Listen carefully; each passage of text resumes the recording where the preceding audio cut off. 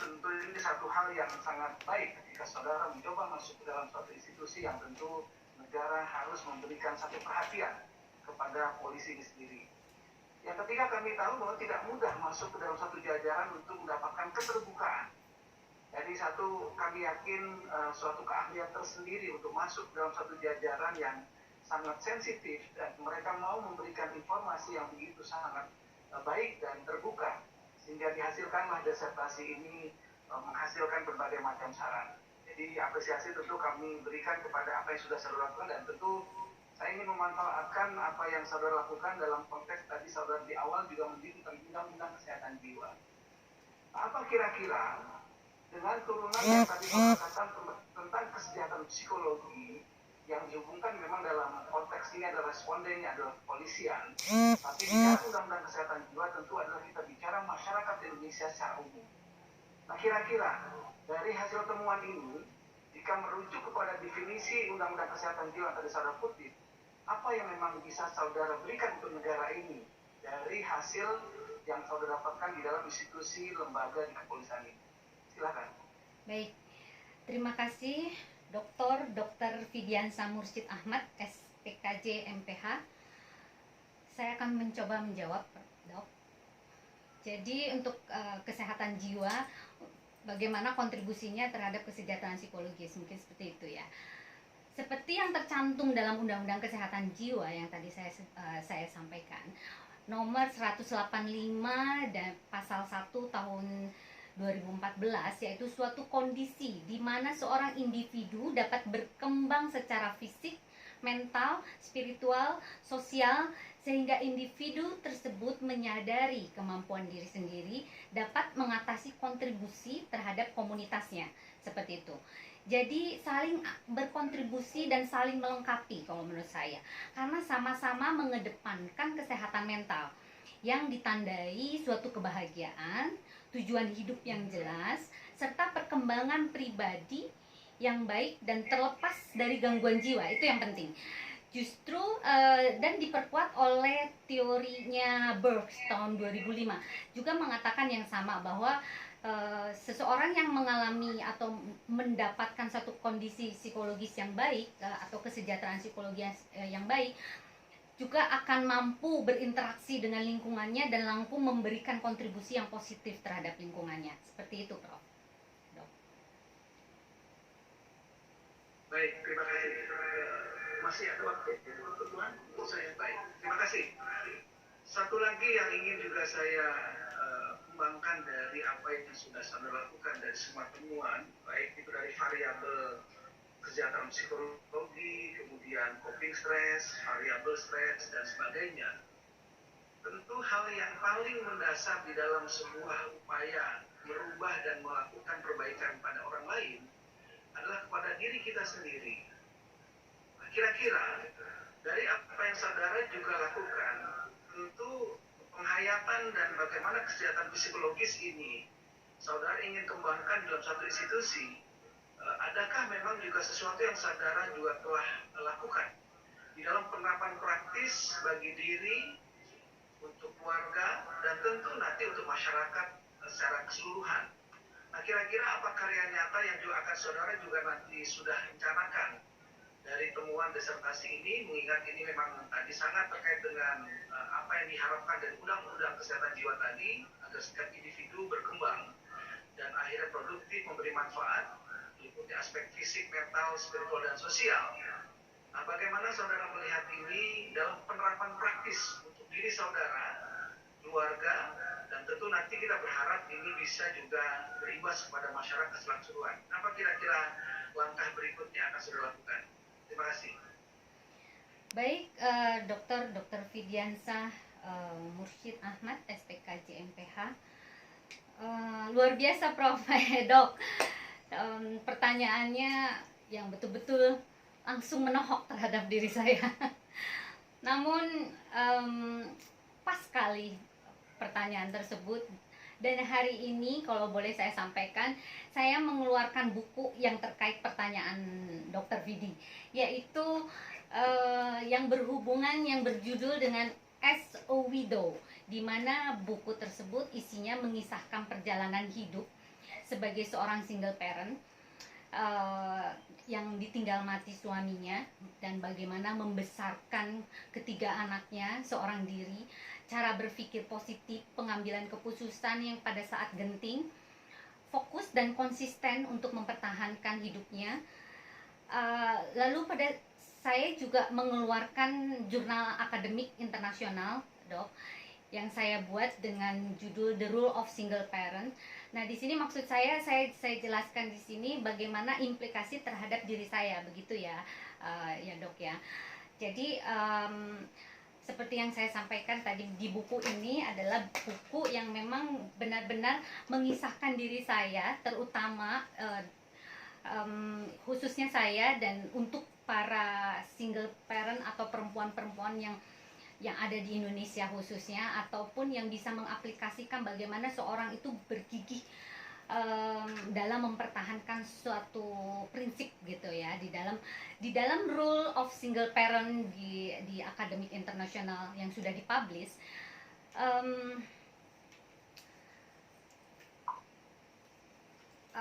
Saya di sana, sebentar, suaranya nggak jelas, bahwa perjuangan, Mas, ada suara ya? Ya, di dalam perjuangan single parent itu tidaklah mudah.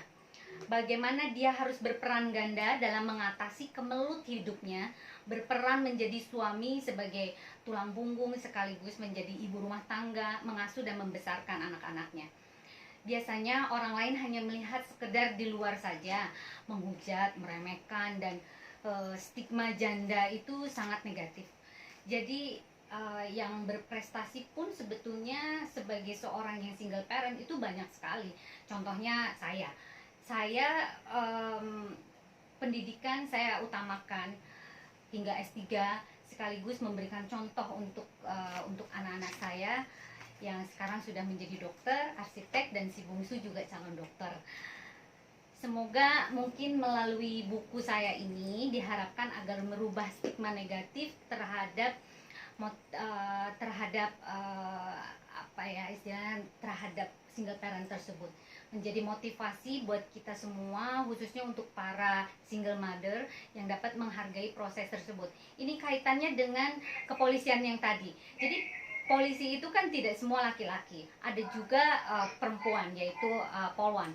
Juga sama, dia berperan ganda bagaimana orang tersebut bisa memisahkan antara karir dan rumah tangga, serta bagaimana membesarkan anak ini. Peran ganda itu sangat sulit, bagaimana dia harus bisa memberikan satu inspirasi terhadap anaknya, membagi waktu antara karir dengan mencari uang dan sebagainya. Ini saya terapkan kepada para polwan, khususnya di polda-polda tersebut, bahwa orang harus mempunyai prinsip itu ya harus konsisten, apa yang menjadikan dan fokus terhadap apa yang kita sampaikan. Seperti itu sih, Dok. Baik, terima kasih. Saya kira dua hal ini semakin meyakinkan saya apa yang saudara telah lakukan di dalam disertasi ini telah menemukan berlian-berlian yang sangat berarti, dan kami yakin juga saudari sudah mencoba untuk memanfaatkan momen kita ujian seperti ini melalui daring. Tentu saya yakin juga saudari sudah punya inspirasi bagaimana di tengah perbatasan ini kita tetap harus segera memberikan kesejahteraan psikologis pada seluruh tatapan, baik dalam konteks perbatasan, tapi kita tidak abaikan atau tidak terlena dengan situasi, tetap kita maju, dan semoga kata kunci kesejahteraan psikologis yang saudara angkat ini bisa menjadi sesuatu yang bermanfaat bagi kehidupan bangsa dan negara ini, wujud bisa maju dari setiap. Terima kasih. Saya kembalikan kepada Dr. Terima kasih kepada Dr. Fidiansyah Mursyid Ahmad selaku oponent ahli dari luar atas pertanyaan dan bantahannya. Kita lanjutkan dengan penguji berikutnya, yaitu saudari Profesor Dr. Suprapti Esma'am, psikolog, sebagai ingreditan UPI untuk mengajukan pertanyaan dan bantahan. Silakan, Dok. Terima kasih. Saudari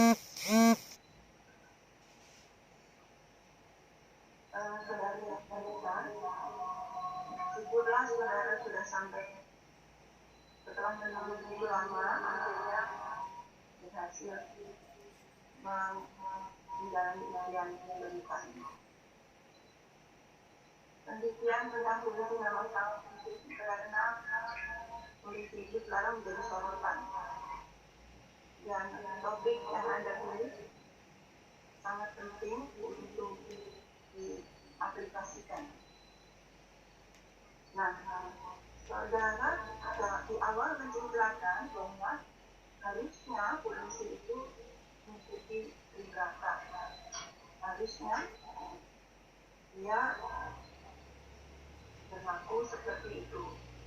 Namun kenyataannya banyak yang tidak demikian. Lalu saudara membuat penelitian di mana stres itu yang berkontribusi terhadap kesejahteraan psikologis. Tapi hasilnya menunjukkan bahwa jumlah itu kecil. Dan itu juga didukung oleh penelitian yang saudara baca, yaitu dari Lesmana. Bisakah saudara menjelaskan faktor apa yang menyebabkan hasilnya itu tidak seperti yang tadinya saudara tanyakan? Baik. Apakah karena sampelnya, apakah karena apa? Ya. Silakan. Baik, terima kasih Profesor Dr. Supratni S. Markam. Saya akan mencoba menjawab, Prof. Jadi di era globalisasi seperti sekarang ini tidak dapat dipungkiri bahwa tuntutan pekerjaan itu semakin ketat dan sulit. Bahwa tuntutan pekerjaan yang mengikuti alur, maka individu juga bisa tergoncang. Yang tidak mengikuti alur maksud saya, yang mengakibatkan tekanan atau terancamnya dalam menjalankan sebuah pekerjaan. Akhirnya polisi tersebut yang tidak bisa mengikuti tersebut bisa stres gitu ya. Seperti yang disampaikan juga oleh Spielberger dalam Burnout 2001 kalau nggak salah, aspek stres itu bisa terjadi karena tekanan pekerjaan administratif dan organisasi, dan stres fisik dan psikis gitu. Itu didukung pula oleh Max Bulla dan Lesmana tadi, Prof.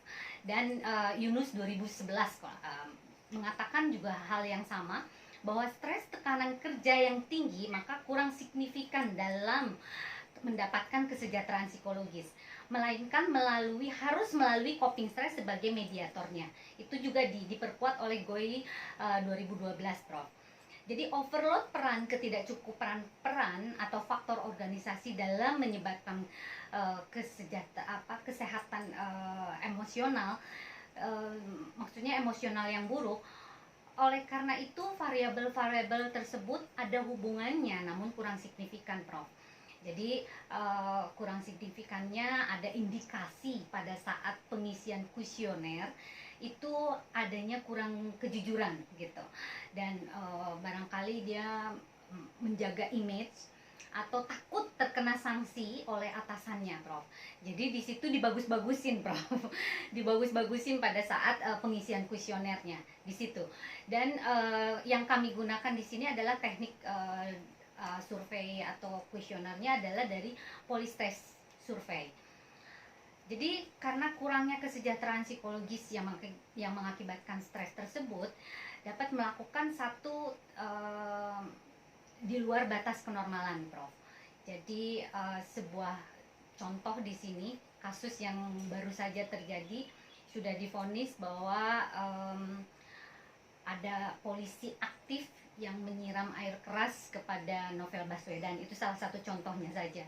Jadi polisi-polisi tersebut yang melakukan hal-hal di batas luar kenormalan seperti itu. Sekian, Prof. Kenapa?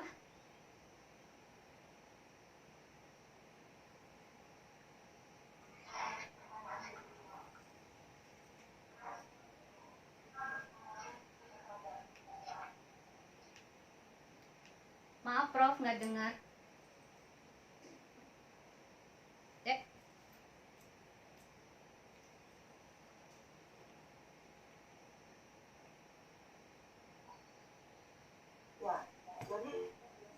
jawabannya kan kurang jelas suaranya. Tapi pertanyaan berikut dulu saja. Ada coping. Kalau melalui coping, maka stres berpengaruh terhadap PBB ya. Ya, betul. Ya, Nah, apakah artinya begini?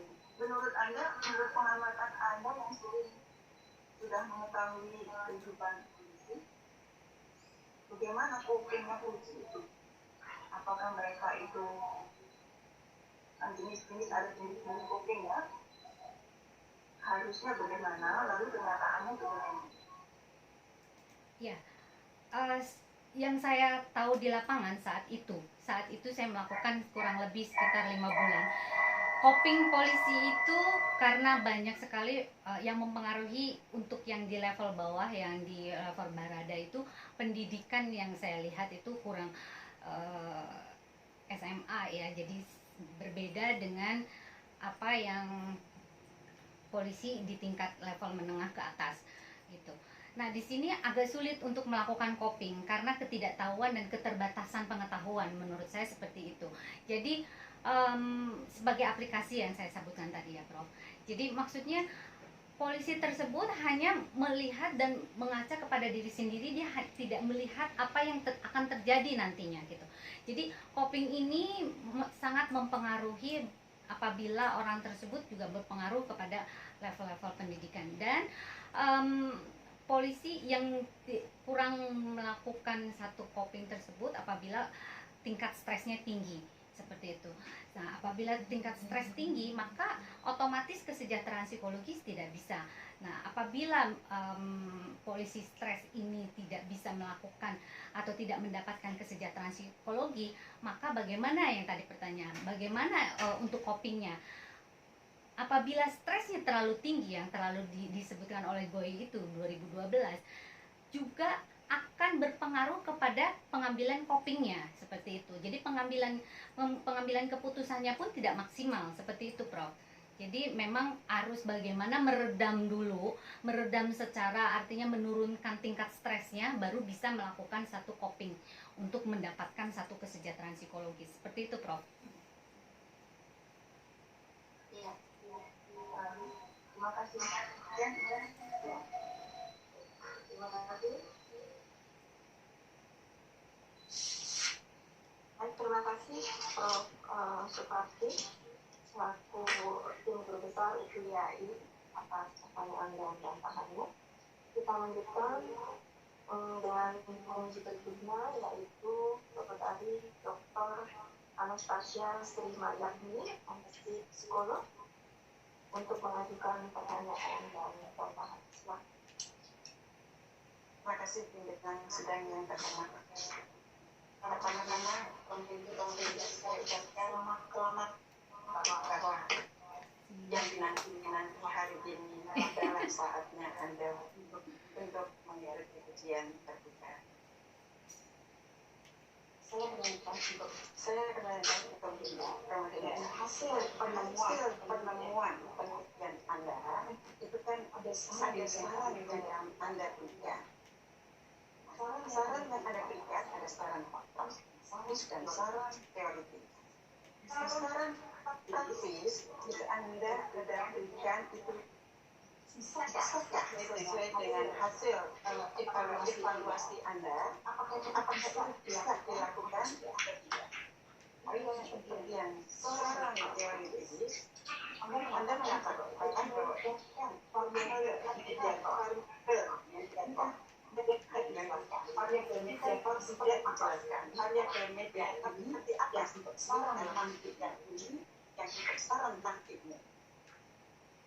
Mohon maaf, Bu.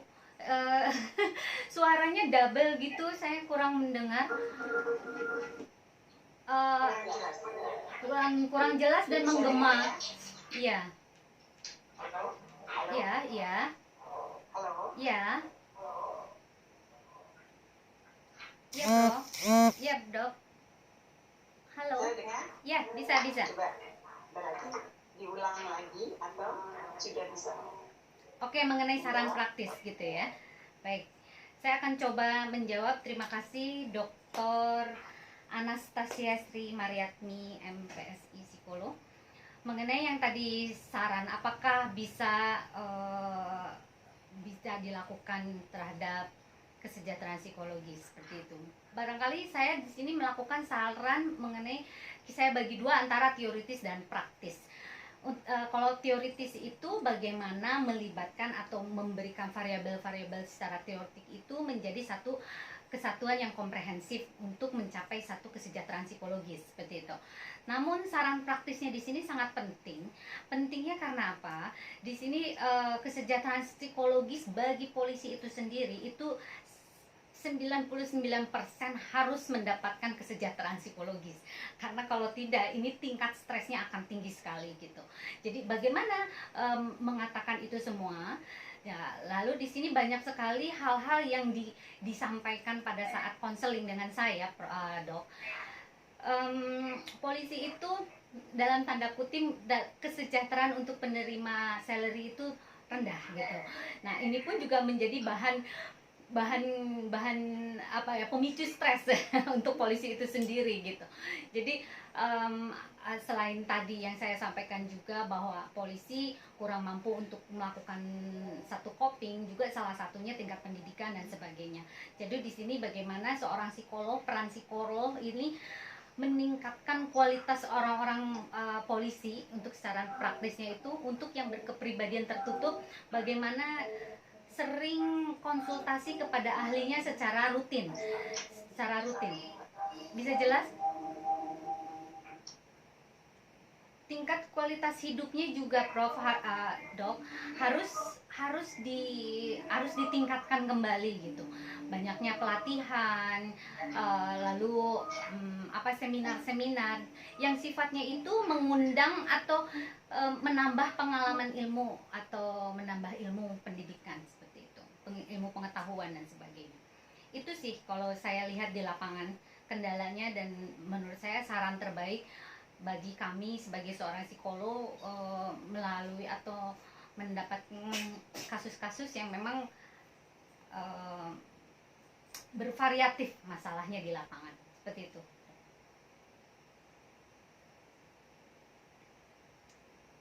Cukup.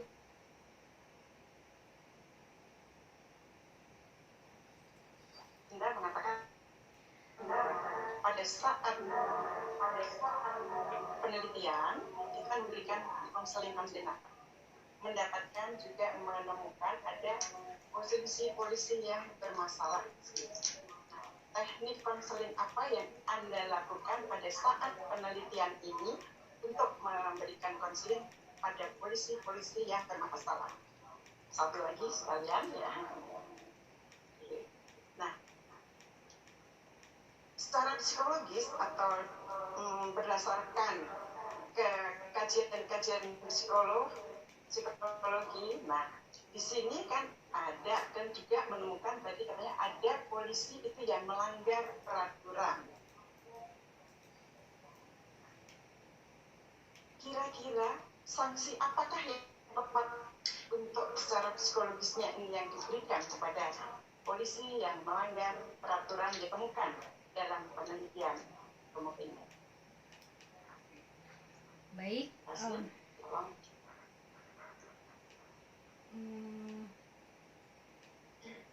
Bagaimana tadi teknik konseling ya? Terima kasih Dr. Anastasia Sri Mariatmi. Saya akan mencoba menjawab. Teknik konseling yang saya lakukan pada polisi yang konotasinya bermasalah seperti itu ya. Ada beberapa teknik yang saya lakukan melalui classical counseling maupun konseling secara perorangan dengan pendekatan persuasif, memposisikan sebagai teman bukan sebagai seorang psikolog, agar mereka merasa tidak seperti diintegrasi seperti itu, dengan memberikan motivasi secara umum dan sedikit penyuluhan yang ke arah yang diarahkan kepada pimpinan polisi saat itu. Jadi lalu menggunakan hipnoterapi agar polisi merasa nyaman dan rileks, karena selalu defense terhadap dirinya sendiri dan tidak mau terbuka gitu. Kenapa? Karena polisi tersebut takut merasa bahwa kalau kita terbuka itu akan terjadi apa ya, lebih mempersulit hidup dia gitu. Bisa jadi dipindahkan pekerjaannya atau pemecatan dan sebagainya, ada indikasi ke sana. Jadi yang saya lakukan dalam 2 sampai 3 kali pertemuan di sana, membuat janji di tempat yang sudah disepakati, yaitu di kantor Polda yang sifatnya tertutup. Setelah konseling berakhir, saya buatkan semacam personal agreement yang isinya berjanji tidak akan melakukan hal-hal yang serupa merugikan orang lain maupun diri sendiri. Yaitu mungkin dari perjanjian itu saya sisihkan kepada divisi Propam Mabes Polri, yaitu bagian pengamanan dan profesi yang memang menangani divisi orang-orang atau polisi-polisi bermasalah di situ, untuk dipantau dan diberikan reward jika polisi tersebut itu ada perubahan secara signifikan yang baik, ya, yang memang benar-benar dan berprestasi. Artinya kalau memang dia sudah berubah, kita pun harus mengapresiasikan seperti itu, Dok. Gitu. Jadi mohon satu lagi boleh diulang, saya nggak dengar tadi yang satunya. Halo, nggak ada suara. Menemukan bahwa ada polisi itu yang melanggar peraturan. Nah, berdasarkan kajian psikologi, itu kira-kira sanksi apa yang tepat untuk diberikan kepada polisi yang melanggar peraturan ini?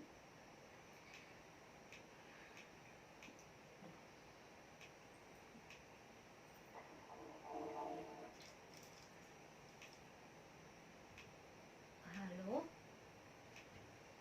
Bisa dengar? Halo? Sanksi Halo? psikologis apa yang bisa didapatkan? Halo? ya, ya. Halo, sanksi psikologis ya. Baik,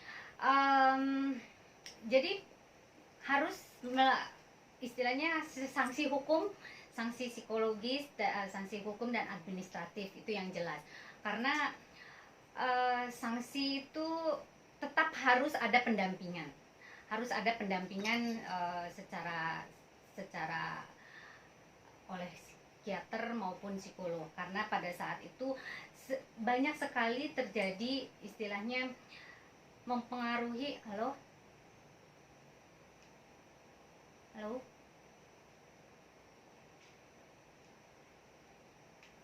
suaranya nggak dengar.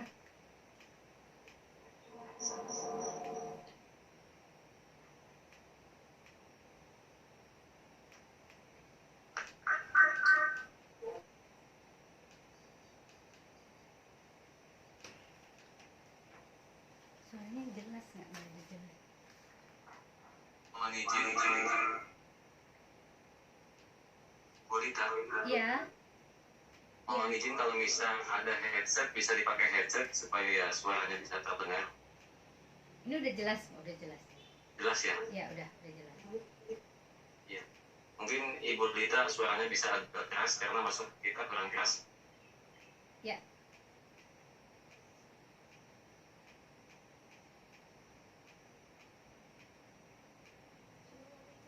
Tes suaranya udah jelas. Oke, jelas.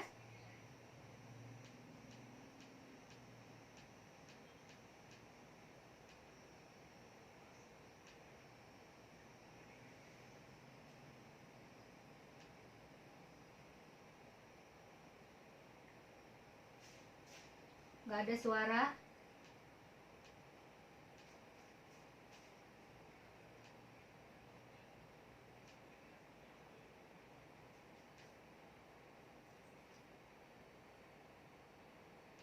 Nggak ada suara.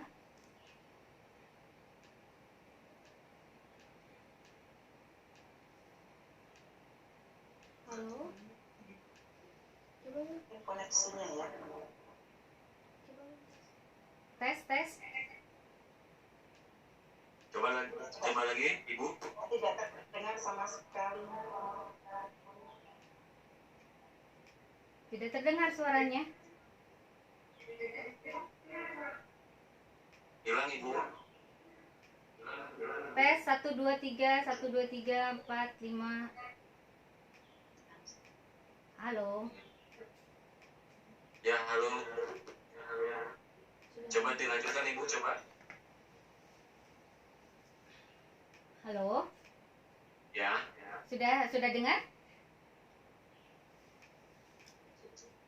Ya, coba. Coba Ibu. Tes Coba dilanjutkan Ibu. tes 1 2 3. Lanjutkan. Coba suaranya. Iya, dari yang tadi ditanyakan mungkin itu harus adanya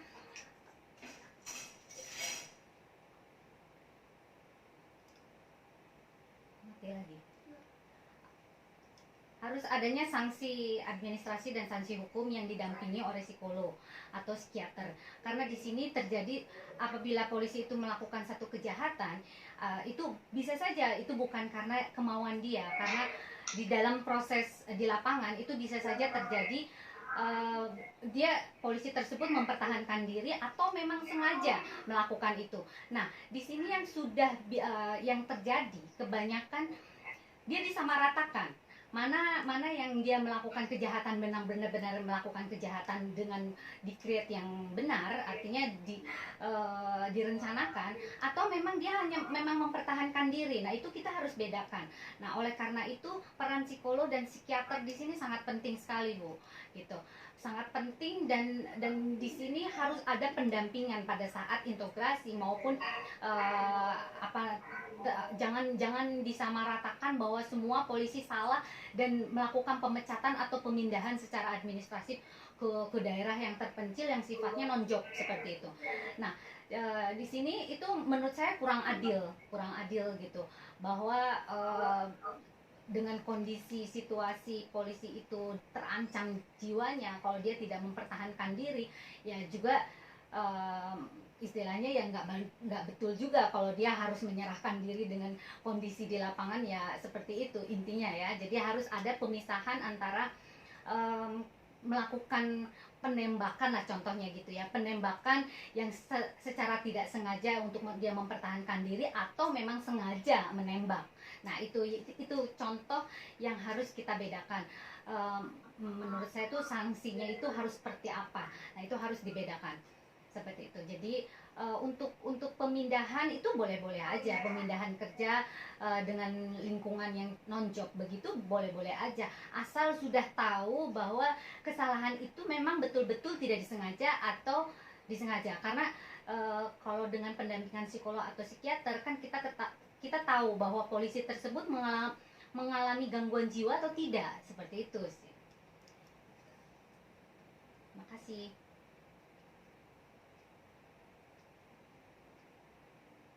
Cukup saya kembalikan kepada pimpinan sidang yang terhormat. Terima kasih Saudari Dr.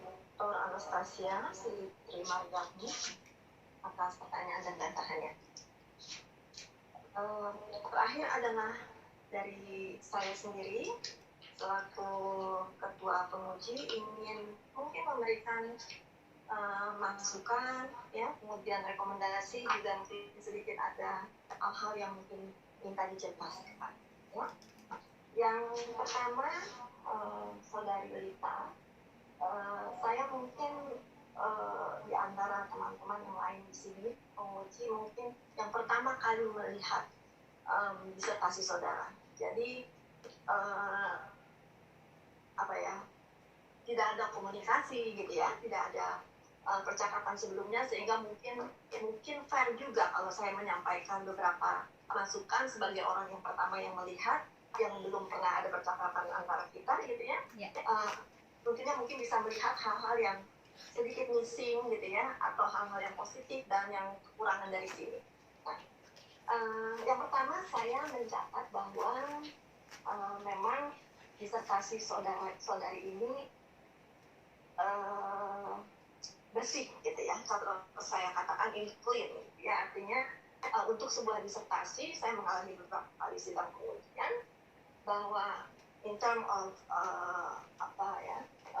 penulisan, pegawai saudara juga menyampaikan teori, analisis, interpretasi data sampai ke konklusi, itu memang jelas, ya.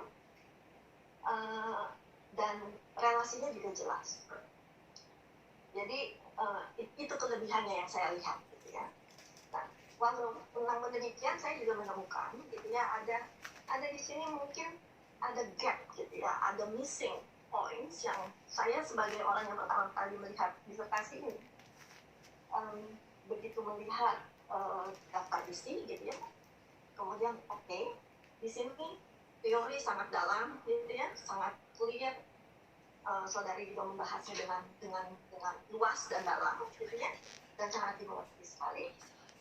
Tapi begitu terlihat sekali begitu masuk kepada pemilihan kasus, ya. Dalam hal ini saudari kan memilih bahwa pengaruh stres dan kepribadian tertutup terhadap kesejahteraan psikologis melalui mediator coping stress pada kelompok polisi. Ya. Nah, di sini penjelasan saudari mengenai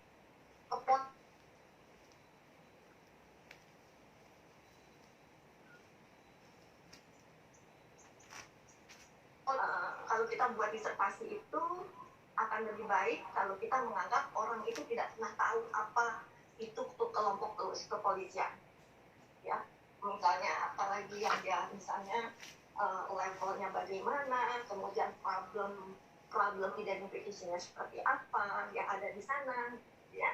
Kemudian solusinya yang sudah terjadi seperti apa, mungkin itu bisa di-describe, gitu ya. Nah, itu saya lihat di daftar isi memang tidak tergambar, kemudian di dalam konten pun kelihatannya belum disentuh banyak, jadi hanya di touch terkait dengan teori-teori yang saudari disampaikan. Jadi mungkin masukannya akan lebih baik kalau saudari tambahkan sebagian kecil saja di bagian tinjauan mengenai kelompok kepolisian itu seperti apa, masalahnya seperti apa, kemudian dari identifikasi masalah itu, oleh karenanya kemudian saudari tertarik untuk melakukan penelitian, gitu ya. Itu masukannya mungkin bisa melengkapi apa yang sudah saudari buat untuk disertasi saudari. Nah, kemudian yang kedua juga itu masih mengenai terkait dengan apa ya, saya mau menyampaikannya ini mungkin metodologi penelitian. Jadi bagaimana cara saudari menentukan memilih Polda Metro Jaya sebagai purposive sampling yang saudari ambil, gitu ya. Mungkin bisa dijelaskan sedikit latar belakang kenapa tidak Polda yang lain, gitu. Saudari kan kemana-mana juga ya, gitu ya, dengan pengalaman yang ada, kenapa saudari kemudian menetapkan untuk mengambil Polda Metro Jaya ini sebagai responden. Silakan. Baik, terima kasih Profesor Dr. Insinyur Sri Astuti Indriati. Kenapa saya mengambil Polda Metro Jaya? Karena menurut saya ini sangat cocok untuk melakukan pendataan. Karena di Polda Metro Jaya ini adalah termasuk Polda yang grade-nya itu A atau A+ atau A khusus, di mana dikatakan metro atau Polda Metro, artinya mencakup seluruh Polres itu sangat luas seperti itu. Jadi sangat baik dan sangat cocok menurut saya, supaya apapun yang terjadi di dalam miss ataupun miss yang terjadi di kepolisian itu semuanya itu komplit gitu. Jadi skupnya itu memang luas dan lebar, dan ini adalah satu-satunya Polda yang memang mempunyai kekhususan, yaitu yang disebut dengan Polda Metro Jaya itu, metronya itu gitu, Prof. Dan satu lagi, ini wilayah ini mencakup luas, itu termasuk Jakarta Barat, itu seluruh Jakarta Barat, Selatan, Utara, Pusat dan sebagainya. termasuk Bekasi Kota, Bekasi Kabupaten, Depok, Pelabuhan Tanjung Priuk, Bandara Soekarno-Hatta, dan Kepulauan Seribu. Jadi ruang lingkupnya memang betul-betul besar. Jadi inilah cocok untuk melihat seluruhnya bahwa kasus tersebut memang ada dan kompleks gitu. Jadi permasalahannya itu memang complicated sekali dan ini perlu dibenahi. Mudah-mudahan tidak hanya di Polda Metro Jaya saja, tapi seluruh polda yang sudah saya kunjungi pun sebetulnya kasusnya itu hampir sama seperti itu, Prof. Hanya yang membedakan kalau di daerah itu memang ada yang daerah konflik, ada yang daerah yang memang benar-benar memang kota gitu ya. Nah itu mungkin kalau di kota problemnya berbeda. Nah yang di daerah yang konflik itu juga berbeda juga. Nah permasalahannya ini adalah di alam, kondisi alam yang membedakan itu sih, Prof. Dengan budaya dan kebiasaan yang ada di sana. Seperti itu, Prof. Baik, penjelasannya sangat jelas yang saudari sampaikan. Tapi apakah ada di dalam disertasi saudara? Ada ya? di pelaksanaan Pedro Metro Jaya. Mengapa saudara mengambil Polda Metro Jaya sebagai pilihan? Ada. Sebagai pilihan. Ada, Prof. Ya, dengan karakteristik dan kompleksitas permasalahan yang tadi saudari sampaikan, ya. Mungkin itu menjadi latar belakang mengapa saudari memilih Polda Metro Jaya. Ya. Itu mungkin yang dipertegas kembali. Nah kemudian yang selanjutnya masih seputar metode penelitiannya. Nah di sini juga saudara menyatakan bahwa dalam memilih responden, saudara langsung menetapkan 277 responden yang melakukan pelanggaran. Boleh nggak dijelaskan? Karena saya juga membaca di sini tiba-tiba saudara menyampaikan pilihan dari responden saudara adalah mereka-mereka yang sudah terkelompok melakukan pelanggaran, gitu ya, tanpa ada penjelasan sebelumnya. Ya sudah pasti sih logikanya memang kalau melakukan pelanggaran pasti bermasalah gitu ya, itu logik intinya. Tapi sekali lagi kita menulis disertasi. Jadi tentunya apa yang ada di pikiran kita itu harus kita tuangkan, mungkin begitu. Nah, mungkin silakan dijelaskan mengenai penetapan itu. Iya, di dalam demografi saya, Prof. Mike, terima kasih. Di dalam demografi saya itu memang tercantum dan melibatkan 277 responden yang terdiri dari laki-laki 240 orang, perempuan 37 orang, di usia antara 20 sampai kurang dari 50 tahun, dengan jabatan Tamtama, Bintara, dan Perwira. Ini dibedakan karena memang strata ini pun juga mempengaruhi tingkat stres, Prof. Dan masa kerja itu kurang dari 10 tahun, dibagi 3 kelompok, kurang dari 10 tahun, 10 sampai 20 tahun, dan lebih dari 20 tahun. Ini juga menunjukkan bahwa tingkat stres di intensitas lamanya pekerjaan juga mempengaruhi. Seperti itu, Prof. Ya. Oke, baik.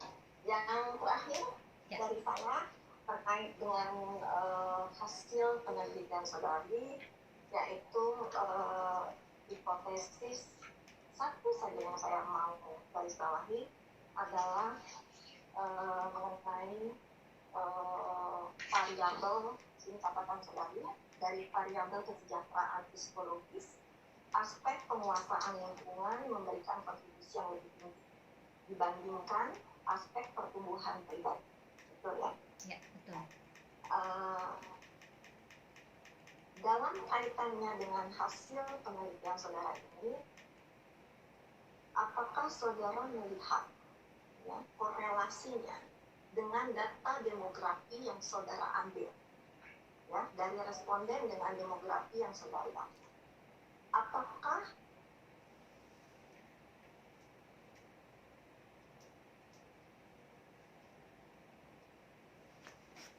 dari kesejahteraan psikologis ini, maka kalau dari pertumbuhan pribadinya itu yang paling kecil, ya. Nah, itu terkait dengan esensi pengalaman dan esensi usaha. Apakah ada relevansinya dengan masa kerja? responden saudara kan masa kerjanya banyak yang kurang dari 10 tahun ya. Betul. Nah itu sampai mencapai 55,2%.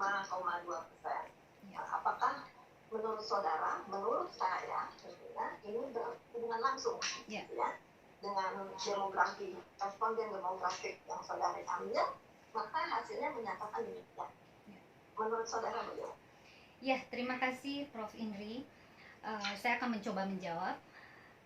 Di sini variabel tinggi rendahnya yang saya jelaskan tadi lebih dahulu, yaitu kesejahteraan psikologis itu pertumbuhan pribadinya itu sangat rendah dan pertumbuhan penguasaan lingkungannya cukup tinggi. Di sini kenapa pertumbuhannya pribadi sangat rendah? Itu ada korelasi bahwa di dalam pertumbuhan pribadi, artinya orang tersebut, polisi tersebut itu tidak mau dalam tanda kutip mengembangkan dirinya itu dengan lebih mengeksplor dirinya. Dia berusaha untuk ya sudah terserah, saya ikutin aja deh apapun menurut SOP dan sebagainya. Jadi dia tidak punya hasrat dalam tanda kutip untuk bagaimana orang tersebut memperoleh pendidikan atau ilmu-ilmu lain seperti itu. Oleh karena itu ada hubungannya dengan kesejahteraan psikologis yang tadi. Kalau orang yang tidak mampu untuk melakukan perubahan dalam dirinya, itu akan sulit untuk mendapatkan satu kebahagiaan. Kalau menurut saya seperti itu. Dan penguasaan lingkungan yang tinggi itu pun juga ada korelasi bahwa apabila si polisi tersebut mampu melakukan satu hubungan baik terhadap lingkungannya maupun terhadap teman sejawat, itu pun juga akan mengaruhi sangat besar. Oleh karena itu korelasi kedua ini adalah sangat tinggi, di mana hubungannya dengan lama pekerjaan. Jika dia memang menyukai atau pertumbuhan pribadinya itu cukup baik, dia akan tetap stay dan dia akan mencari ilmu dengan sendirinya, dengan berusaha dengan apa ya istilahnya, tanpa harus disuruh sama orang atau apapun itu. Jadi ada kemauan dan inisiatif sendiri bagaimana mengembangkan dirinya gitu, Prof. Tapi yang terjadi di lapangan yang saya lihat yaitu pasrah. Karena apa dianggap karena tadi kembali kepada nilai salary yang dia dapat. Nilai salary yang dia dapat itu rendah, yang dia hanya cukup 2 minggu saja dari hasil yang saya pantau dan dari hasil yang saya korek gitu ya di dalam konseling itu, dia selalu hampir 80% mengatakan bahwa gaji saya kecil, Mbak, katanya seperti itu. Jadi gaji saya cukup hanya untuk makan, Mbak. Bagaimana saya harus seminar, harus saya belajar ke sini mau makan aja susah katanya gitu. Jadi ini adalah satu nilai menurut saya memang ada korelasi yang sangat tinggi gitu, Prof. Baik. Berarti dengan kata lain saya boleh mengatakan bahwa kalau saja responden yang saudari ambil mungkin yang memiliki pengalaman yang lebih panjang gitu ya, prosentasenya lebih tinggi yang di antara mungkin lebih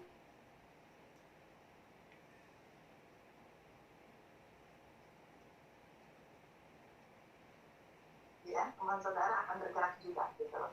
Karena sampel yang diambil tadi menunjukkan bahwa berhubungan erat dengan hasil yang saudara ambil. Nah, dengan demikian sebaiknya mungkin dalam melakukan analisis tadi, coba dicari titik-titik lemah tadi, kemudian direlevansikan dengan data-data demografik yang saudara ambil. Karena data demografik itu bukan cuma diambil semata-mata hanya untuk diambil, tapi untuk dikorelasikan dengan hasil penelitian saudara. Oh, berarti karena seperti ini, itu kan why ya, kenapa seperti itu, ya. Nah, itu yang mungkin bisa membantu menjelaskan, gitu ya, menjelaskan kepada siapapun yang membaca disertasi saudari nanti, gitu loh. Yeah. Oh, oke, berarti itu berhubungannya itu untuk memperkaya saudari punya disertasi. Saya rasa itu tambahan. Ada lagi di sini juga terkait dengan variabel stres juga, itu mungkin ada hubungannya juga dengan gender issue ya.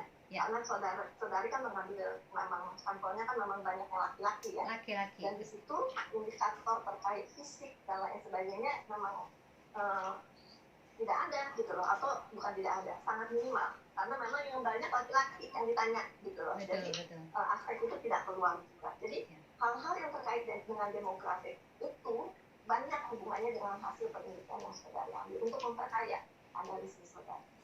Jadi itu aja masukan dari saya, mungkin bisa sedikit menambah rekomendasi atau hasil analisis dari yang sudah saudara buat. Baik, itu saja pertanyaan dari saya, dan closing dari sesi pengujian yang saudara laksanakan untuk sidang promosi dan sidang terbuka pada hari ini. Bapak Ibu tim penguji kalian yang kami hormati, kalau sudah tidak ada pertanyaan lagi, kita lanjutkan dengan sesi berikutnya. Hadirin yang saya hormati, dengan telah selesainya pertanyaan dan bantahan dari para penguji, sidang saya tunda guna memberikan kesempatan kepada tim promotor dan para penguji untuk memberi penilaian.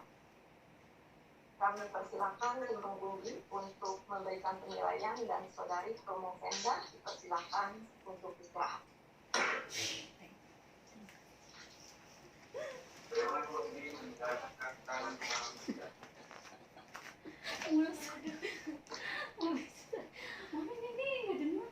Mami nggak fokus kayaknya.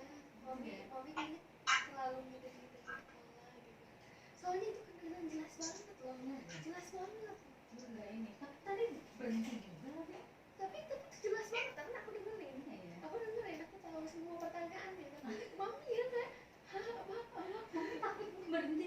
Enggak, dia mendep loh deh. Berhenti dia. Aku enggak, masa Iya. berhenti? Mami kayaknya gitu. Karena aku kan dari tadi nemenin Mami di situ. Aku dengerin semuanya.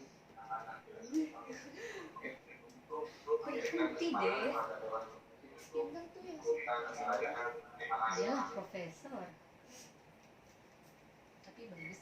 Iya, Tapi jawaban Mami oke kan? ada yang miss juga sih. Kamu ini nggak kedengeran gitu. Masa sih? Pertanyaannya apa tadi kamu bilang? Itu pertanyaan siapa yang pertama-tama sih? Tadi Prof kayaknya nanya 2 kali deh itu. Sudah ada. Tadi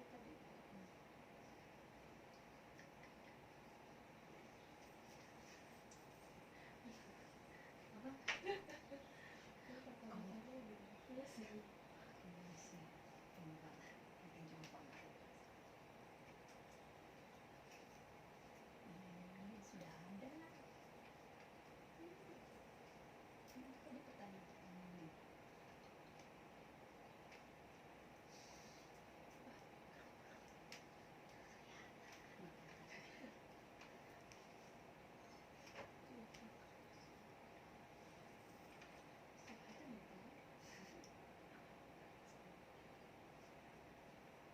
Tapi nggak jadi banget kan? Tadi dia bagus. Lagi cuma kayak Mami hah mulu. Emang bener deh. Kayaknya Mami gak fokus. Aku dari tadi dengerin loh. Jelas banget suaranya besar. Tapi memang suara Mami tuh kayak apa ya? Gitu. Masa sih? Kenapa ya bisa begitu? Berarti suara nggak merdu.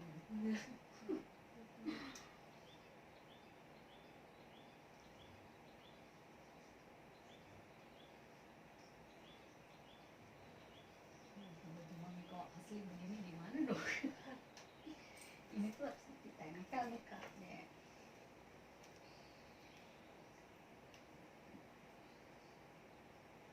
Habis ini 17 gitu.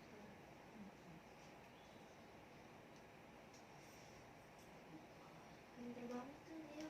Aku gak kepikiran loh. Yang tentang data demografi itu. Nah itu bagus kamu tuh bikin buat itu deh. Itu sih apa namanya, pikirnya mungkin Mami selama itu misalnya kayak anggota perhitungannya itu loh, proses perhitungan Mami ngambil responden itu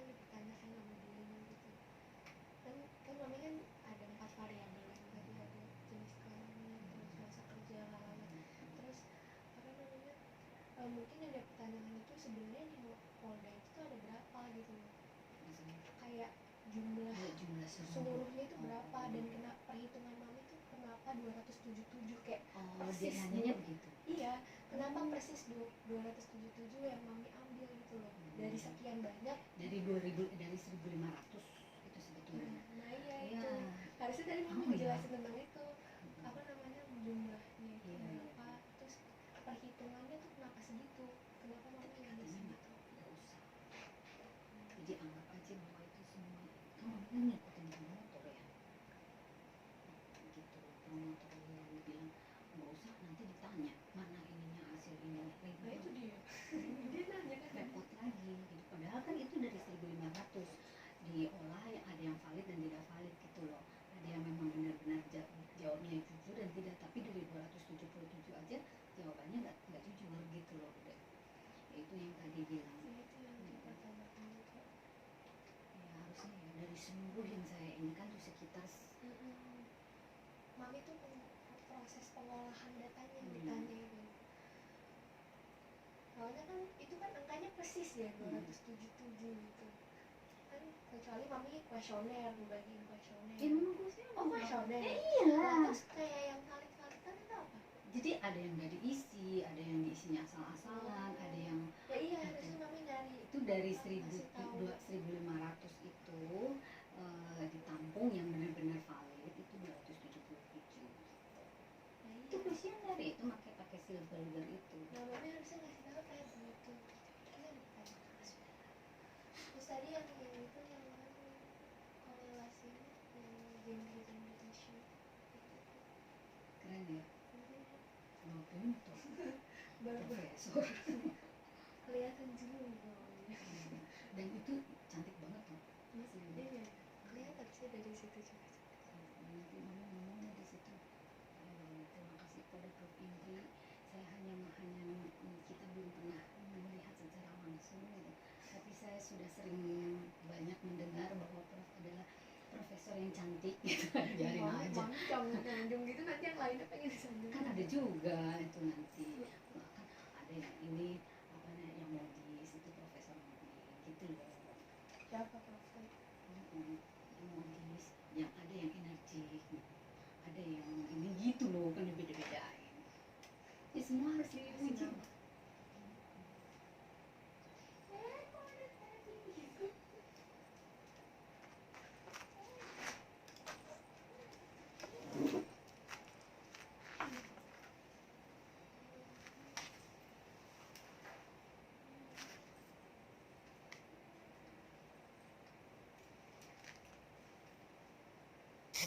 si Uki sempat masuk situ mah Makanya.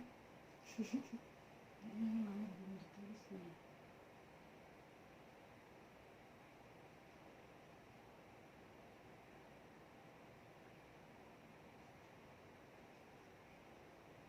siapa yang Siapa dulu ya? Berarti promotor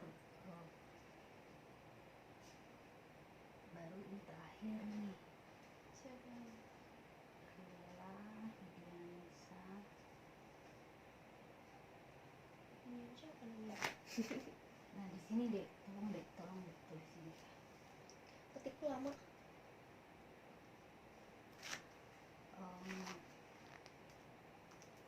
belum kepencet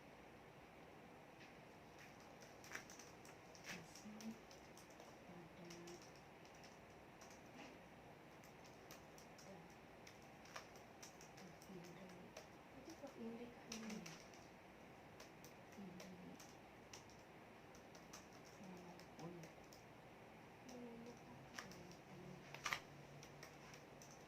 saya sudah bisa merasakan kecantikan dalam kepintaran Anda.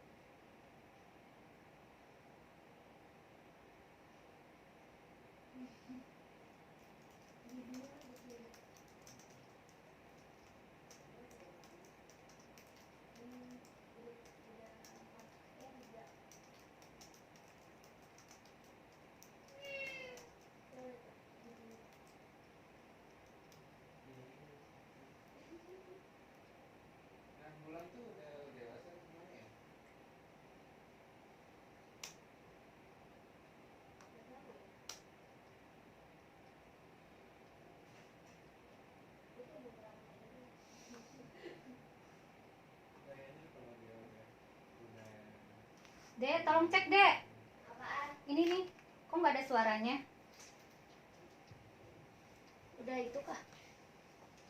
Lagi istirahat kali. Coba. Sampai jam berapa? Sabar, Om, sabar. Nggak tahu jam berapa. Bukan Mami yang menentukan, oke? Sabar ya. Enggak, emang gak ada suara. Oh, nggak ada suara. Udah itu aja deh. Terima kasih kepada Prof. Indri, walaupun baru bertatap muka sekarang ini, namun saya sering sekali mendengar dan melihat sendiri sekarang ini bahwa Prof. Indri merupakan sosok yang benar-benar smart dan cantik, walaupun tertutup facial. Terlihat dari pertanyaan dan masukan yang Prof sampaikan tadi merupakan saran yang sangat bagus sekali. Terima kasih Prof. Salam kenal dari saya Lita Gading, dan terima kasih sudah berkenan hadir di sidang promosi saya. Iya deh ya. Bukan berkenan hadir dong, bilangnya berkenan jadi ketua. Oh iya. Ya sidang.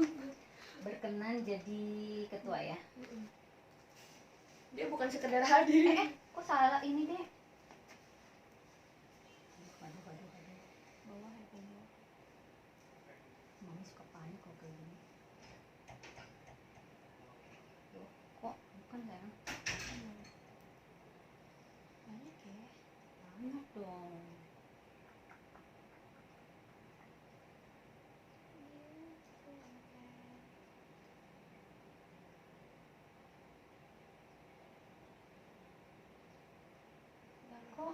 Kok jadi hilang?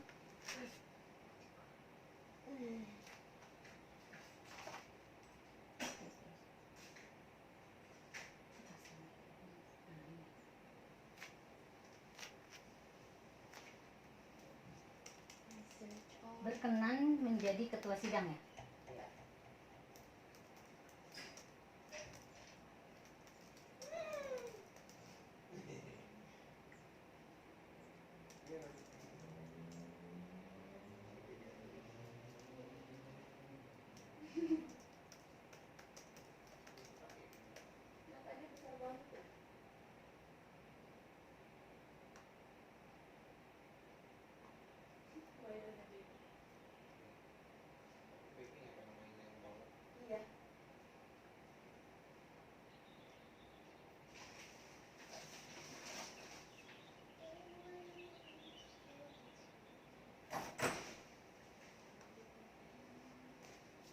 Pinjam HP aja dong, kamu mau pakai kuota mami?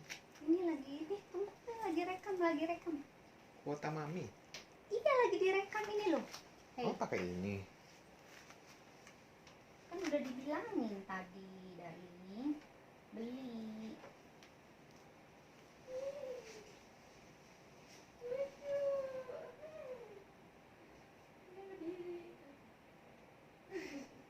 Ekor.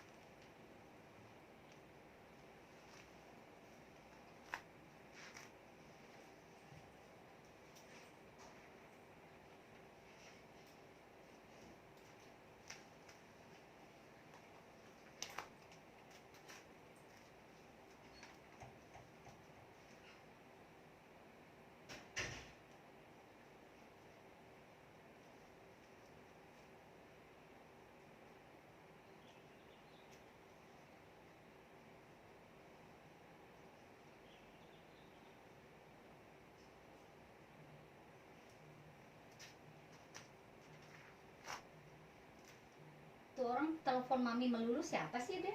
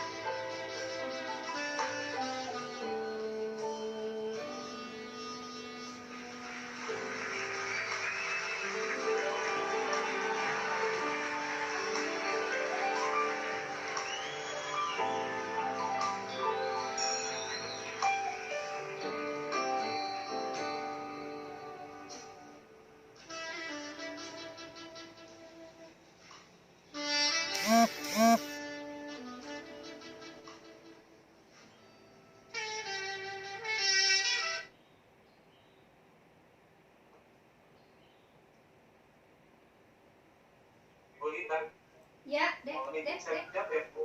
Siap. Oke.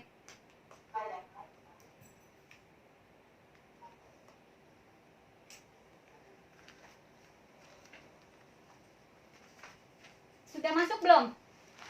Sayanya udah masuk atau belum? Ini, Mbak. Oh, nanti ini.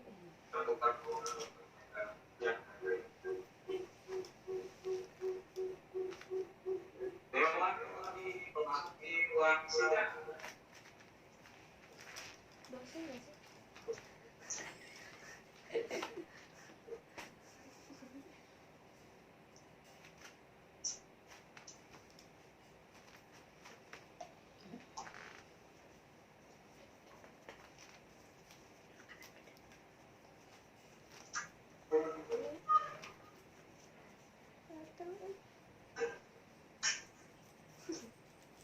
Mami sama tangannya. Bulat. Bulat. Udah. Bulat.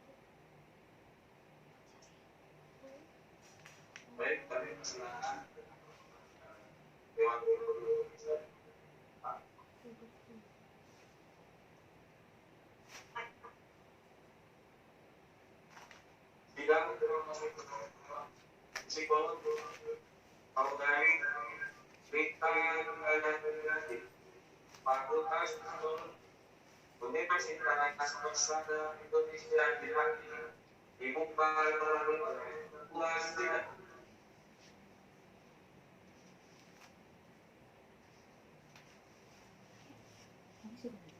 Belum. Saudara-saudara tim penguji dan hadirin yang saya hormati, sidang dibuka kembali. Silakan promotor dipanggil untuk memasuki ruang kembali, dalam hal ini secara online. Kepada kita tingkatkan masalah.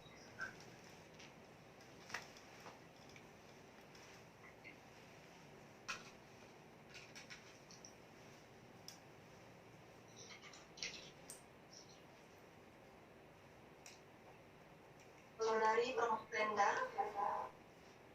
tim penguji telah bersidang mempertimbangkan nilai-nilai perangkat mata kuliah, rata-rata ujian disertasi, yang terdiri dari ujian proposal disertasi, ujian hasil penelitian disertasi, dan ujian rapor disertasi,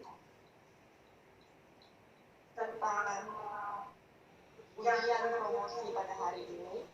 Maka dengan dasar tersebut, saudari kami menyatakan lulus pada program Doktor Psikologi Fakultas Psikologi Universitas Persada Indonesia YAI dengan predikat yudisium cum laude sebagai lulusan program Doktor Psikologi yang ke-65. Atas nama Rektor Universitas Persada Indonesia YAI, saya sendiri Wakil Rektor 1, mengucapkan selamat atas keberhasilan saudari. Mudah-mudahan keberhasilan saudari saat ini akan membawa keberhasilan berikutnya di masa yang akan datang, terutama dalam bidang pengembangan pengetahuan. Dengan ini, saudari dinyatakan berhak memakai gelar doktor psikologi dan pelantikan saudari akan dilaksanakan pada tanggal 17 Desember 2020. Sebelum saya tutup, saudari silakan untuk menyampaikan sepatah dua patah selesainya studi saudari pada program doktor psikologi di Universitas Persada Indonesia. Ya, saya persilakan. Baik, terima kasih banyak Profesor Dr. Insinyur Sri Astuti Indriati, MS PhD. Saya akan sedikit ungkapkan kegalauan saya selama ini. Bismillahirrohmanirrohim. Alhamdulillahirobbilalamin. Puji syukur kepada Allah Subhanahu wa Ta'ala. Akhirnya saya mendapat predikat lagi, predikat baru lagi, yaitu doktor psikologi khususnya klinis. Bangga namun bukan untuk dibanggakan, tapi harus saya syukuri bahwa ini adalah rezeki dari Allah Subhanahu wa Ta'ala karena kerja keras saya selama ini. Pertama-tama mungkin saya mengucapkan banyak terima kasih kepada teman-teman di luar sana yang meragukan saya, bahkan membuli saya, karena kalian lah saya bisa berlari kencang menyelesaikan studi ini. Semua ini tidak lepas dari dukungan almarhum Prof. Sarlito Wirawan yang selalu memberikan nasihat dan motivasi terhadap saya. Satu kalimat yang tidak pernah saya lupakan, beliau mengatakan, "Lita, kamu harus jadi dokter. Otomatis orang di luar sana akan diam dengan sendirinya. Dan kamu harus fokus," katanya. Seperti itu menurut Prof. Sarlito. Namun sayang, bimbingan disertasi saya dengan beliau itu hanya sampai bab 3 karena beliau sakit dan akhirnya meninggal dunia. Semoga almarhum diterima amal baiknya dan ditempatkan yang paling indah di sisi Allah. Amin. Saat itu saya sedih dan hampir putus asa.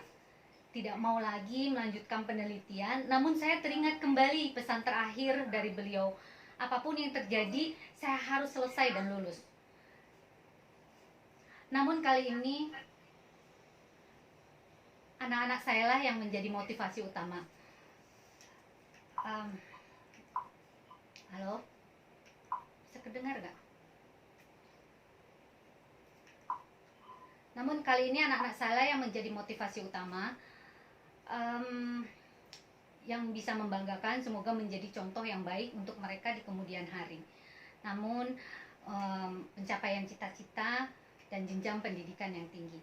Akhirnya saya memberanikan diri untuk menghadap seorang profesor. Terdengar, Prof? Terdengar ya? Iya. Terhadap saya memberanikan diri untuk menghadap seorang profesor, guru besar Universitas Indonesia yang sangat teoritis, pintar, dan sangat kritis. Pertama kali saya berjumpa dengan beliau,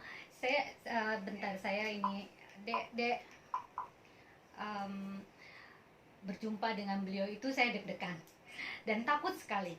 Kalimat pertama yang beliau ucapkan kepada saya, "Kamu itu cocoknya jadi model, tapi bahasa kamu terlalu ngepop." Tapi beliau adalah seorang dokter yang saya kagumi, yaitu Dr. Suprapti S. Markam. Ini gambarnya. Oke. Tapi dari beliaulah saya banyak belajar tentang teori-teori psikologi. Dan hebatnya lagi, beliau tuh hafal di luar kepala tentang teori-teori tersebut. Walaupun penelitian saya harus diganti judul baru, pure klinis kata beliau, dengan berat hati saya menggantinya dan mulai lagi dari nol. Namun saya tidak menyesal.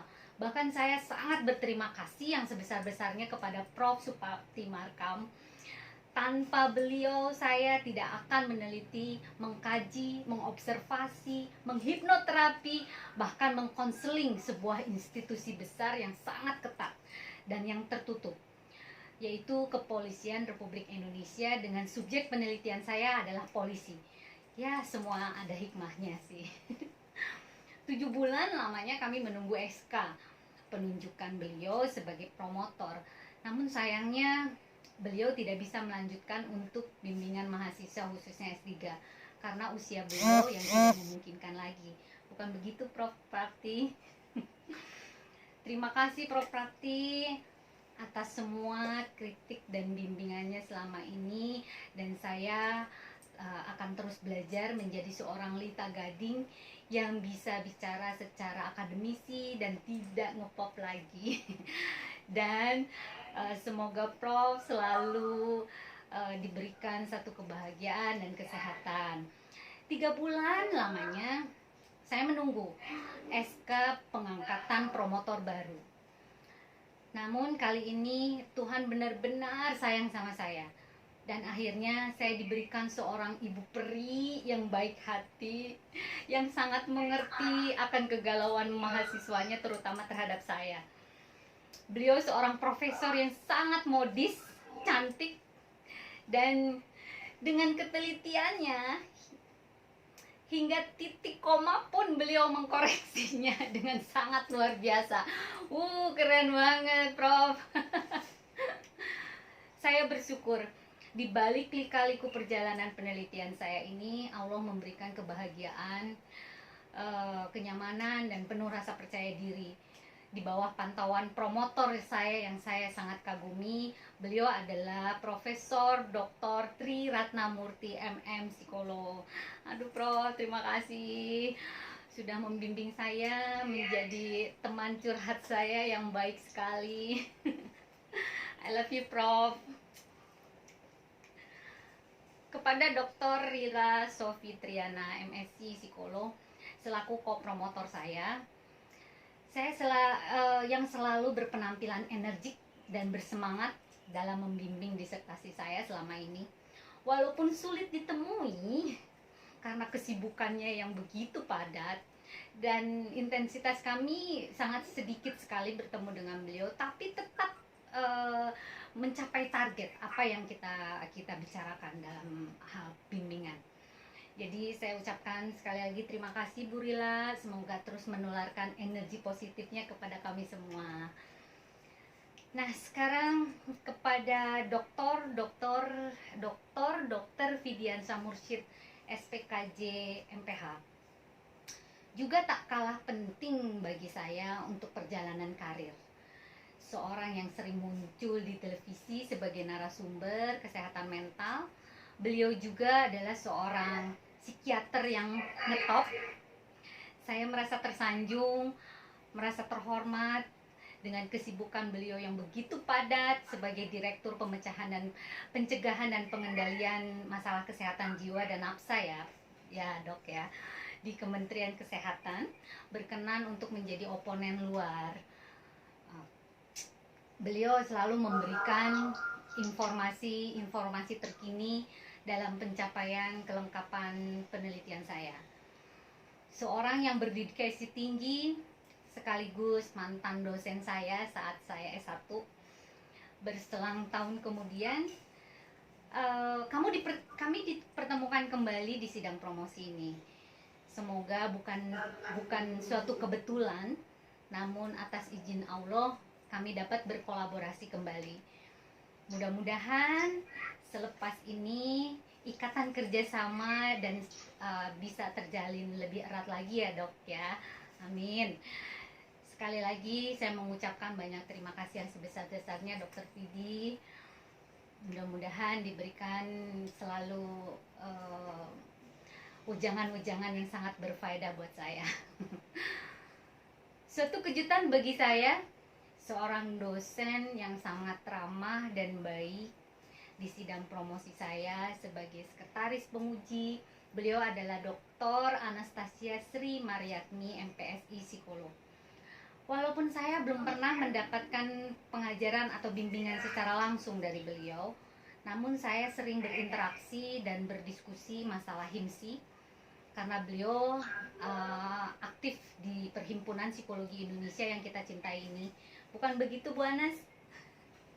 Terima kasih Bu atas kesediaannya pagi hari ini. Mudah-mudahan terus ada hubungannya kerjasama yang baik nanti di HIMSI gitu ya. Terima kasih juga kepada Prof. Indri, walaupun baru bertatap muka sekarang ini, namun saya sering sekali mendengar dan melihat sendiri sekarang ini bahwa Prof. Indri merupakan sosok yang benar-benar smart dan cantik. Keren banget. Walaupun tertutup sama visual tapi tetap terlihat luar biasa. Pertanyaan dan masukan yang Prof berikan atau yang Prof sampaikan tadi itu merupakan saran yang sangat bagus sekali. Dan terima kasih Prof. Salam kenal dari saya, Lita Gading. Dan terima kasih sudah berkenan menjadi ketua sidang promosi pagi hari ini. Dalam penyusunan disertasi banyak sekali kendala dan lika-liku, terutama dalam merancang analisis data. Namun karena beliau yang membimbing dengan sabar hingga menggiring saya menjadi seorang doktor psikologi. Beliau adalah Dr. Kuncono Teguh MM. Seorang dosen yang sangat easy going dan dekat dengan mahasiswanya. Saya pun merasa terbantu sekali dengan penyusunan statistik yang membuat kepala saya pecah. Namun ada beliau, saya dimudahkan semuanya. Terima kasih banyak Pak Kun. Semoga kita terus menjadi dan menjalin kerjasama yang baik nantinya. Amin. Nah, keberhasilan saya sekarang ini juga tidak lepas dari kedua orang tua saya yang sudah melahirkan dan membesarkan saya sehingga menjadi wanita yang kuat, tahan banting, yang mempunyai karakter yang tidak pantang menyerah. Terbukti saya mampu membesarkan anak-anak saya seorang diri. Setelah 15 tahun yang lalu suami saya dan atau ayah dari anak-anak ketiga anak saya, Dr. Tasya, Boy seorang arsitek, dan si bungsu Manda adalah calon dokter. Karena kalianlah mami bisa kuat dan mandiri. Semoga kalian bisa tambah sayang dan perhatian sama mami. Ya kids, love you.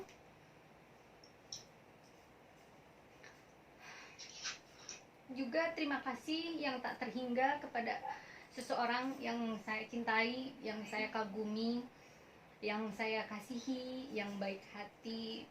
Namun saya belum bisa mengatakan namanya, yang selalu memberikan dukungan baik moral, material, dan serta membantu persiapan segala sesuatunya ini dari mulai saya masuk kuliah sampai sekarang menjadi seorang dokter psikologi.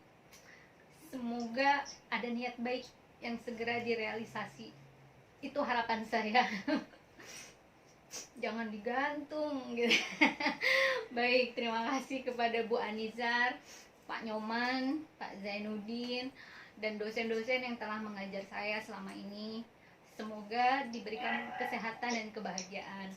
Dan tak lupa saya ucapkan juga terima kasih kepada Mas Toro, Bu Ida, Mbak Yanti, Ibu Erdin, Mbak Dila, Mbak Wanti, dan masih banyak lagi yang nggak bisa saya sebutkan satu persatu yang membantu saya dalam hal administratif kampus selama ini. Terima kasih juga kepada teman-teman seprofesi, ada Mas Eko, Mas Catur, Fitri, Lisa, Bu Milda, Mbak Dini, Mbak Holly, Mbak Nur, Pak Wing, Pak Cai, Mbak Lastri, dan Mbak Tika Bisono. Itu teman-teman seangkatan saya. Semoga bisa nyusul ya, agar kita sama-sama berjuang memajukan kampus yang tercinta ini. Dan tidak lupa saya juga ucapkan terima kasih banyak kepada Lita Gading Consultant. Ya, saya itu bukan siapa-siapa kalau tidak didukung oleh tim saya yang sangat luar biasa, yaitu tim Jakarta, Bandung, Medan, Batam, Surabaya, Bali, Riau, dan Malaysia. Hey guys, love you. Jaga selalu kekompakan dan tetap solid dan tetap sayang dan perhatian sama saya. Walaupun saya suka cerewet, tapi untuk kebaikan kalian semua dan untuk memajukan Lita Gading Consultant menjadi bendera kita sama-sama dan mencari uang untuk kehidupan kita. Oke guys, dan thank you kepada Bang Risman yang selalu mensupport saya di dalam tim saya. Juga kepada teman-teman artis dan wartawan yang bergabung dalam Persatuan Artis Film Indonesia, Parvi. Ada Mama Alisio Johar, Pong Haryatmo, Mbak Paramita Rusadi, Mas Anjas Mara, Mbak Nadia Mulya, Gusti Randa, Mary Riana, Soraya Hak, ada juga dari TV One, Trans 7, ada semua TV-TV swasta yang sudah bergabung. Terima kasih juga kepada para wartawan, ada Cek and Recheck, semua tim reporter, dan love you. Kalau tidak ada kalian, Lita Gading nggak ada apa-apanya, tidak ada berita. Tapi beritanya bagus. Oke. Dan yang terkhusus yang selalu mendukung pekerjaan saya dalam penelitian disertasi saya ini, yang saya hormati kepada seluruh perwakilan Mabes Polri, Polda Metro Jaya, Finlogistik, Telkom Indonesia, Angkasa Pura, Pusdiklat Polri, Bapak Budi Prakoso, dan seluruh tim PLN yang hadir, dan masih banyak lagi yang tidak bisa saya sebutkan satu persatu.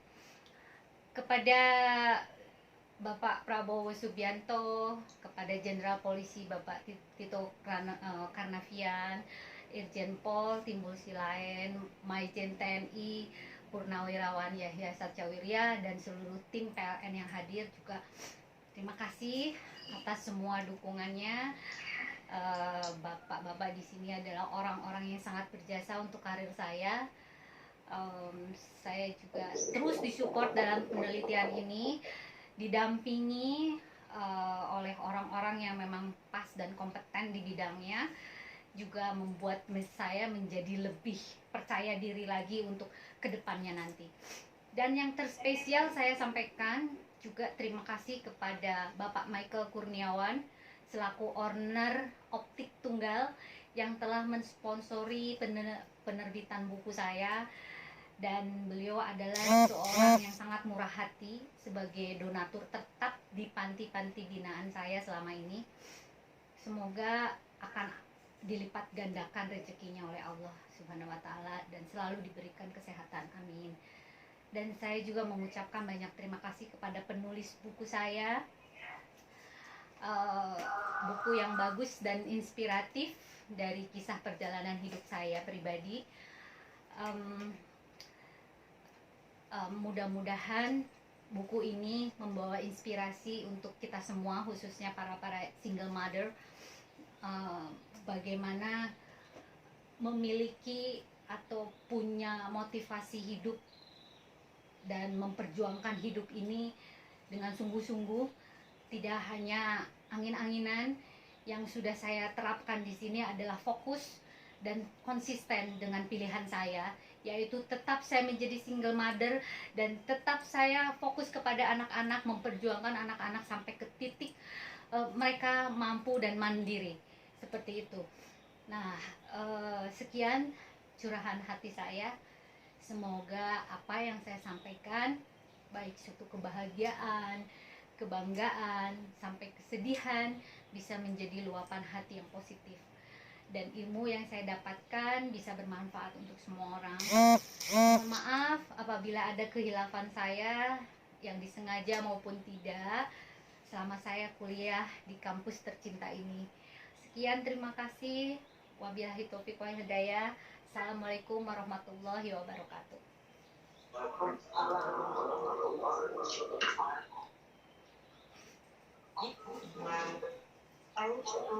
Terima kasih atas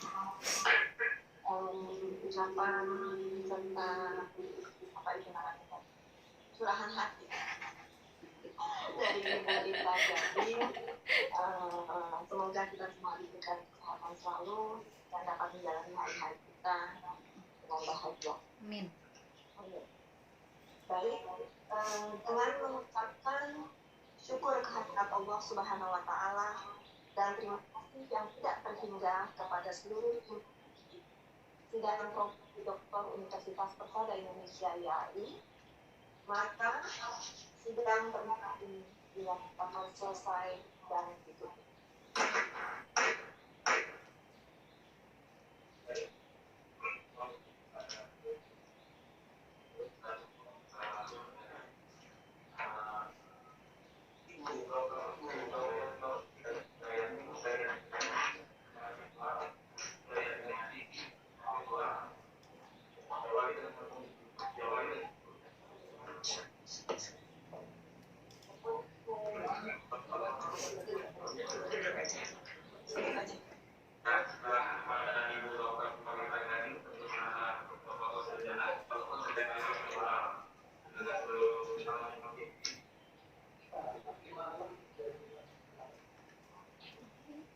fotonya foto gimana sih? Foto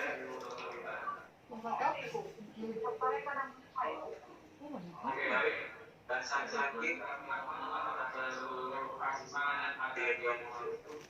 dimulai kita utama foto bersama sejenak. ini untuk 65 ya. Tetap seperti ini. Benar. Baik, ini memang ada di misalkan tangannya, kita bisa bersama-sama.